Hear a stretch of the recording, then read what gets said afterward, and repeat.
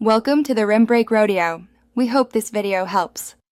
You start by making sure location and GPS are on. Grant Google Maps permission so tracking is accurate. Next, sign into your Google account and download the offline map for your jogging area so you won't lose guidance.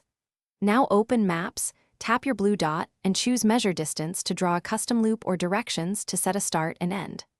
Once done, pick walking as the mode for a jog-friendly route and position checkpoints every 1-2 km.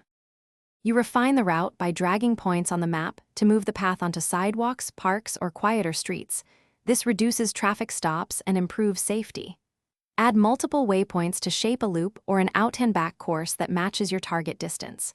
Make sure to check elevation changes visually, hills affect effort, and adjust total distance to meet your goal.